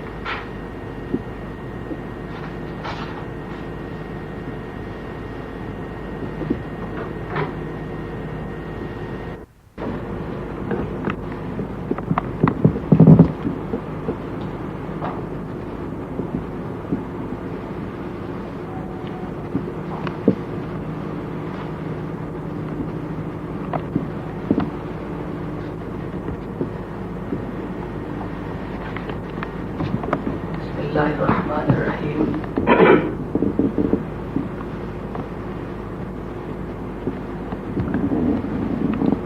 جب ہم قرآن پاک کا مطالعہ کرتے ہیں تو قرآن پاک میں ہمیں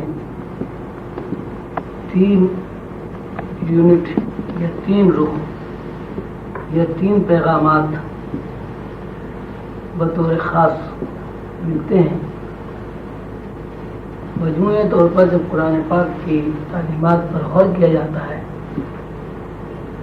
تو نظر آتا ہے کہ قرآن 3 حصوں پر مشتمل ہے۔ قرآن کا ایک حصہ اس بات پر مشتمل ہے اور ان قوانین پر پھیلا ہوا ہے اور نوع انسانی کو یہ پیغام دیتا ہے کہ حیوان اور انسان کی زندگی میں بنیادی فرق کیا ہے۔ انسان جب زندگی گزارتے ہیں تو وہ ایک قانون کے تحت زندگی گزارتے ہیں۔ زندگی کے جتنے بھی شعبے ہیں ہر شعبہ قانون کا پابند ہے۔ مثلا معیشت کا ایک شعبہ وہ بھی ایک قانون کے تحت چل رہا ہے،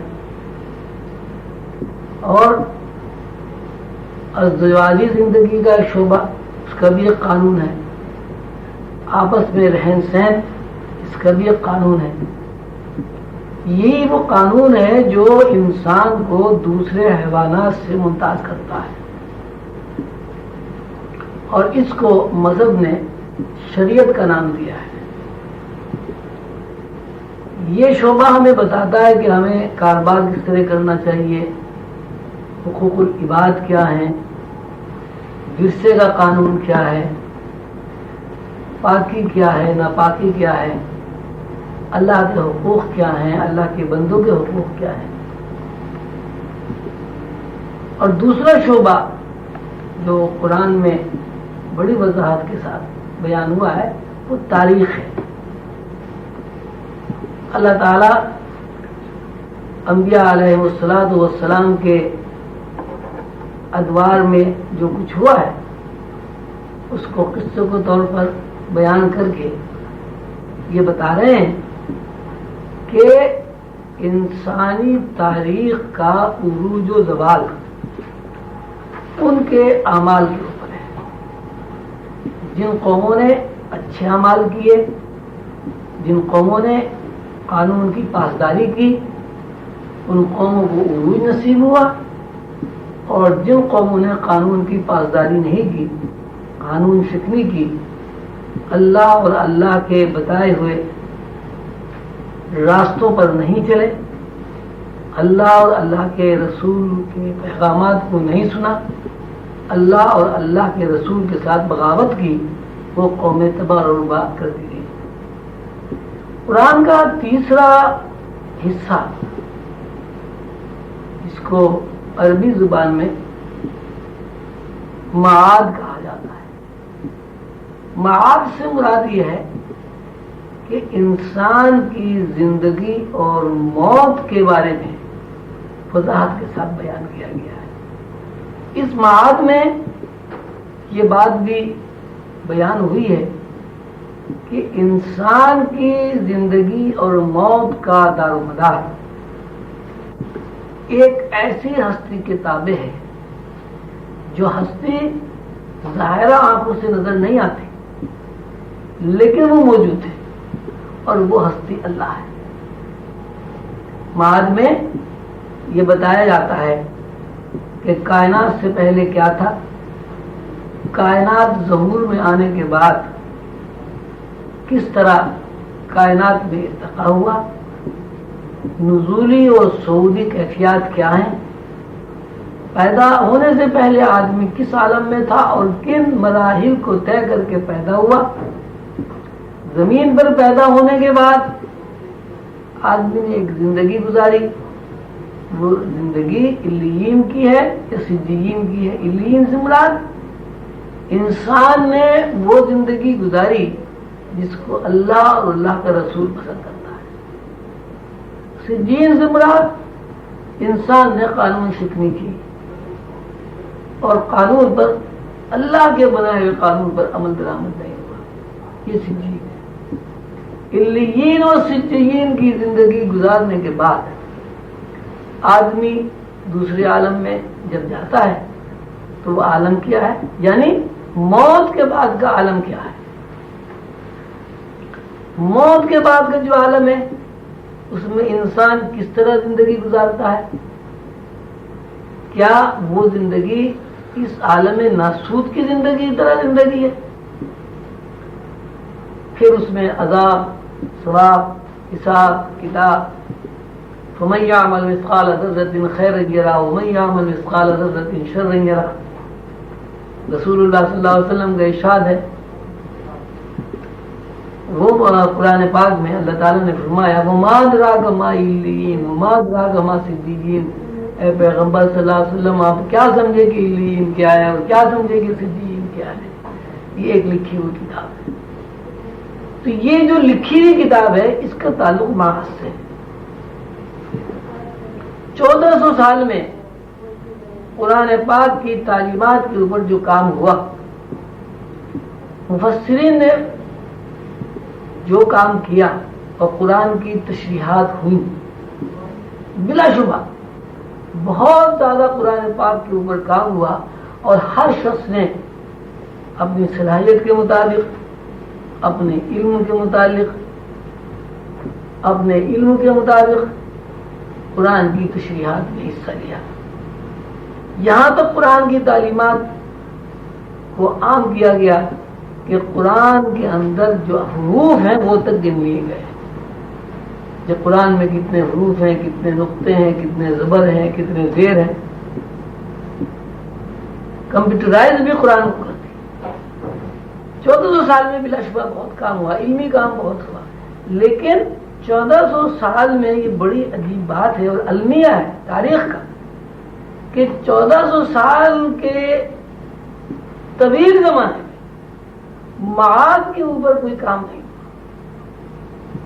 یعنی کوئی ایسی تشریح، کوئی ایسی تفسیر ہمیں نہیں ملتی کہ جس میں معاد کے بارے میں بتایا گیا ہو کہ یہ جو کائنات ہے، یہ کائنات کیوں بنی، کائنات فی الواقع کیا ہے، یہ اللہ تعالیٰ کا جو اتنا بڑا نظام ہے، آسمان ہے، عرش ہے، کرسی ہے، بیت المعمور ہے، زمین ہے، زمین کے اندر بے شمار معدنیات ہیں، گیسز ہیں، ہوائیں ہیں، چاند ہے، سورج ہے، سیارے ہیں، بے شمار کہکشائیں، یہ کہکشائیں کس بنیاد پر قائم ہیں، کیوں قائم ہیں، اور جس ہستی نے ان کو بنایا اس ہستی کا کیا منشا ہے اور وہ ہستی اپنی مخلوق سے کیا چاہتی ہے۔ 1400 سال جب اس بات کو گزر گئے اور معاد کے اوپر کام نہیں ہوا، کیوں نہیں ہوا؟ اس کی بڑے لوگ کچھ وجوہات بیان کرتے ہیں، وہ یہ کہتے ہیں کہ چونکہ انسانی شعور میں ابھی اتنا ارتقا نہیں ہوا تھا کہ انسانی شعور کے سامنے ماورائی دنیا اور غیب کی دنیا کی باتیں کھول کر بیان کر دی جاتی، اگر ماورائی دنیا اور غیب کی باتیں جو قرآن پاک میں بیان ہوئی ہیں بیان کر دی جاتی تو انسان کا شعور اسے برداشت نہ کر سکتا۔ اور دوسرا المیہ یہ ہوا کہ مسلمانوں کی ترقی کا جو دور ہے وہ بہت مختصر ہوا. مسلمانوں نے اپنی سلطنتیں وسیع کرنے میں، حکومتوں کو وسیع کرنے میں تو بہت کام کیا. مسلمانوں نے اسلام کے پھیلانے میں تو بہت کام کیا، لیکن سائنسی ایجادات کی طرف اتنی توجہ نہیں دی گئی جتنی توجہ دینے کی ضرورت تھی، اور یہ ایجادات کا خانہ خالی رہ گیا. یعنی مسلمانوں نے اس طرح کی سائنسی ترقی نہیں کی جس طرح کی سائنسی ترقی آج ہمارے سامنے ہے.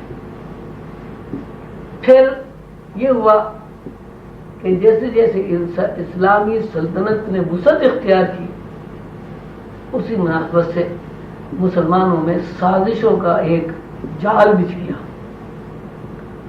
تاریخ پر جب ہم نظر ڈالتے ہیں تو یہ دیکھ کر دکھ ہوتا ہے کہ اسلام کے اندر جتنی بھی شکست ہوئی ہیں، اسلام کے نظام میں جتنی بھی دراریں پڑی،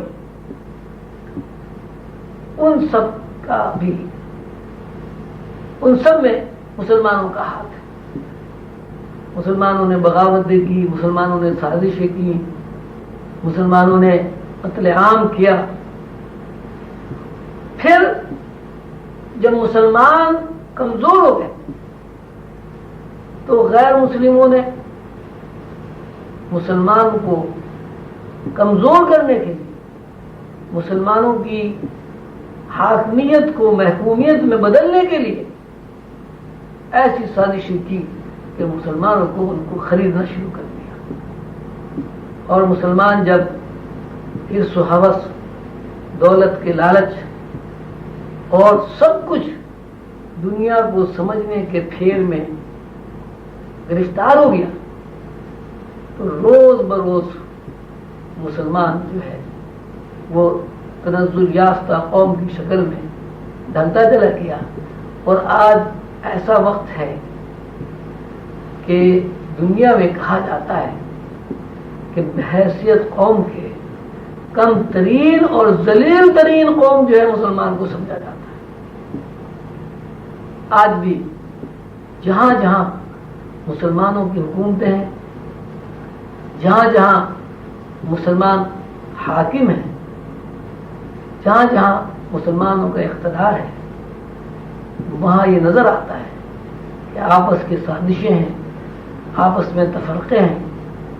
جبکہ اللہ تعالیٰ نے فرمایا وَاعْتَصِمُوا بِحَبْلِ اللَّهِ جَمِيعًا وَلَا تَفَرَّقُوا، کہ اللہ کی رسی کو متحد ہو کر مضبوطی کے ساتھ پکڑ لو اور آپس میں تفرقہ نہ ڈالو. لیکن صورتحال اب یہ ہے کہ مسلمانوں کی پہچان ہی تفرقہ بن گئی ہے. کوئی دیوبندی ہے، کوئی بریلوی ہے، کوئی وہابی ہے، کوئی اہل حدیث ہے، کوئی شافعی ہے، کوئی مالکی ہے، کوئی حنفی ہے. اتنے زیادہ تفرقے ہیں، اتنے زیادہ گروہ ہیں کہ مسلمان کیا ہے یہ بات اب سمجھ میں نہیں آتی. مجھ سے ایک صاحب نے پوچھا، ایک غیر مسلم نے سوال کیا کہ صاحب میں مسلمان ہونا چاہتا ہوں، لیکن آپ یہ بتائیں کہ کون سا مسلمان ہوں، دیوبندی مسلمان ہوں، مسلمان ہوں، شافعی مسلمان ہوں یا حنفی مسلمان ہوں. تو یہ 1400 سال میں اتنی ابتری پیدا ہوئی تاریخ اسلام میں کہ تاریخ مسخ ہو کر رہ گئی، اور لوگوں نے یہ کہنا شروع کر دیا کہ اسلامی تاریخ جو ہے اس تاریخ کو اگر کوئی نام دیا جا سکتا ہے تو وہ یہ ہے کہ یہ درندوں کی تاریخ ہے، بھیڑیوں کی تاریخ ہے. غیر مسلموں نے اسلام کو بھیڑیوں اور درندوں کی تاریخ بنا دیا اپنے سازش، اور آج بھی وہ سازش جاری ہے. ابھی آپ کے سامنے ہے ایران عراق کی لڑائی، پھر یہ ابھی کویت اور عراق کی لڑائی. اب دیکھیے اس میں انہوں نے اتنی سازشیں کی کہ اس سازش سے نقصان اگر پہنچا تو مسلمان ہی کو نقصان پہنچا. ایسا بھی نہیں ہے کہ اللہ تعالیٰ نے غیر مسلموں کو وسائل فراہم کر دیے ہوں اور مسلمانوں کو وسائل فراہم نہ کیے ہوں، اور مسلمان یہ کہیں کہ صاحب ہمارے پاس تو وسائل ہی نہیں ہیں، تو وسائل نہ ہو تو سائنسی ایجادات کیسے ہو، ترقی کیسے ہو؟ ایسا نہیں، بلکہ مسلمانوں کے تفرقے کی بنیاد پر دوسرے لوگوں نے ان کے وسائل سے فائدہ اٹھا کر ترقی کی اور ان کے وسائل کو جمع کر کے ان وسائل سے سازش کر کے ان کے اندر تفرقہ ڈال دیا۔ یہ صرف اس لیے ہوا کہ مسلمان قرآن کا اہم حصہ معاد جو ہے اس سے غافل رہا۔ معاد کا جب ہم تذکرہ کرتے ہیں تو اس میں موت و حیات کا ہی تذکرہ نہیں ہے، معاد میں کائنات کے تسخیری فارمولے موجود ہیں۔ اب دیکھیے آپ قرآن پاک میں فرمایا وَأَنزَلْنَا الْحَدِيدَ فِيهِ بَأْسٌ شَدِيدٌ وَمَنَافِعُ لِلنَّاسِ، کہ ہم نے لوہا نازل کیا، لوہا بنایا، لوہا پیدا کیا۔ اس لیے لوہا پیدا کیا کہ اگر انسان چاہے تو اس لوہے سے اتنے فوائد حاصل کر سکتی ہے کہ اس کو عروج حاصل ہو جائے گا۔ ہم جب اس آیت پر غور کرتے ہیں معاد کے نقطہ نظر سے تو آپ دیکھیں کہ موجودہ سائنس میں کوئی بھی ایجاد ہے اس میں کسی نہ کسی عنوان سے لوہے کا دخل ہے۔ نیو یارک میں 110 منزلہ عمارت میں نے دیکھی، بڑا میں نے غور کیا کہ اتنی اونچی بلڈنگ کیسے بن گئی، تو وہاں بھی یہی دیکھا کہ سارا نیچے سے اوپر تک لوہے کا کمال ہے، اینگل آئرن اور گارڈر انہوں نے جوڑ جوڑ کے اور اوپر سے اوپر تک بلڈنگ لیے چلے گئے لیتے۔ آپ ریل دیکھیں، ریل کی پٹری دیکھیں، ہوائی جہاز دیکھیں، ہوائی جہاز کے اندر انجن دیکھیں، کہیں بھی آپ دیکھیں، پہیے دیکھیں۔ اب آپ کہیں گے صاحب پہیے تو ربڑ سے چلتے ہیں، لیکن ربڑ کے پہیے جو بنے اس میں لوہا جو ہے ڈیڑھ بیس آ جاتا ہے کہ لوہے کی مشینیں بنی، اس سے ربڑ سے پہیے بنے۔ یعنی آپ سائنسی ایجادات میں کسی بھی طرح لوہے کے عمل دخل کو نظر انداز نہیں کر سکتے۔ یہ لوہے کا جو عمل دخل سائنس میں آپ کو نظر آتا ہے، اس کی بھی وجہ یہی ہے کہ سائنٹسٹ نے قرآن پاک کی اس آیت کو کسی نے بھی پڑھا اور پڑھنے کے بعد انہوں نے کہا کہ بھئی اللہ میاں یہ کہہ رہے ہیں کہ صاحب لوہے میں بہت بڑا فائدہ رکھ دیا انسانوں کے لیے، اس پہ ریسرچ کرنی چاہیے۔ مسلمانوں نے جب لوہے کے اوپر ریسرچ کی تو انہوں نے تلواریں بنائیں، کشتیاں بنائیں، گھڑیاں ایجاد کی، اور وہ جب سازشوں میں گرفتار ہو گئے اور تفرقہ ان کے اوپر مسلط ہو گیا، آپس میں یونٹی ختم ہو گئی، اسلام کی آہنی دیوار میں دراڑیں پڑ گئی، تو مسلمان اپنے لڑائی جھگڑوں میں، فساد میں پڑ گیا، تعصب میں پڑ گیا، نفرت میں پڑ گیا، تفرقے میں پڑ گیا، اور دوسری قوموں نے لوہے کی جو ایجادات تھی ان کو آگے بڑھانا شروع کیا، اور نتیجے میں وہ قومیں جو قومیں مسلمانوں کی دست نگر تھی، وہ قومیں جو مسلمانوں کی غلام تھی، وہ قومیں جو علمی اعتبار سے پسماندہ تھی مسلمانوں کے مقابلے میں، وہ قومیں عروج یافتہ ہو گئی اور مسلمان ذلیل و خوار ہو گیا۔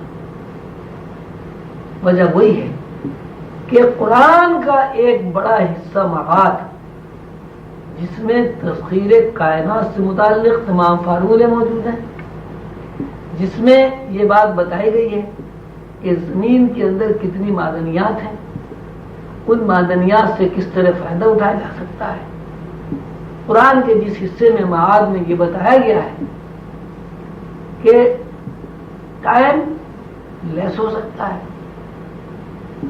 حضرت سلیمان علیہ السلام کے قصے میں یہ بات بڑی وضاحت سے بیان ہوئی ہے کہ سلیمان علیہ السلام نے کہا ہے کوئی جو بلقیس کا تخت لے آئے.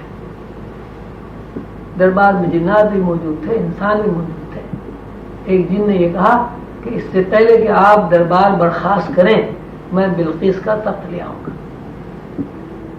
وہاں ایک انسان بھی تھا, اس نے کہا کہ صاحب اس سے پہلے کہ آپ کی پلک جھپکے تخت موجود ہو جائے گا. قال الذي عنده علم من الكتاب انا آتيك به ان تقوم من مقامك. قال الذي عنده علم من الكتاب انا آتيك به قبل ان تقوم من مقامك. یہ تو اس نے کہا جن نے, اور انسان نے یہ کہا کہ صاحب اس سے پہلے کہ آپ کی پلک جھپکے تخت موجود ہو جائے گا. اور جب سلیمان علیہ السلام نے پلک جھپک کے کھلی تو بلقیس کا تخت وہاں موجود تھا, جس کے بارے میں کہا جاتا ہے کہ فاصلہ تقریباً 2700 میل تھا. قرآن پاک نے یہ بتایا کہ اگر قرآن سے رہنمائی حاصل کی جائے, اگر قرآن کے اس حصے میں جو معاد ہے تفکر کیا جائے, ریسرچ کیا جائے, تو بڑی آسانی کے ساتھ انسان ٹائم لیس اور ٹائم لیسنس کا فارمولا جان سکتا ہے اور اس سے ترقی کر سکتا ہے. اسی طرح قرآن پاک میں تمام سائنسی فارمولے بھی موجود ہیں. بہت طوالت ہو جائے گی, میں مختصراً یہ عرض کرنا چاہ رہا تھا کہ 1400 سال میں ماد کے اوپر کوئی کام نہیں. مسلمانوں نے قرآن پاک کی تفاصیل بھی لکھی, اس میں بحث بھی ہوئی, سب کچھ ہوا, ماد کے اوپر کام نہیں. اللہ کا ایک نظام ہے, اللہ تعالیٰ اپنے بندوں پر ہمیشہ رحم و کرم کرتے ہیں, اور اللہ تعالیٰ ایسا کوئی موقع نہیں دیتے کہ بندے یہ کہیں کہ صاحب اگر ایسا ہوتا تو ہم کرتے, ایسا نہ ہوتا تو ہم یہ کرتے, اور ایسا نہیں ہوا تو ہم کیا کرتے. تو اللہ تعالیٰ نے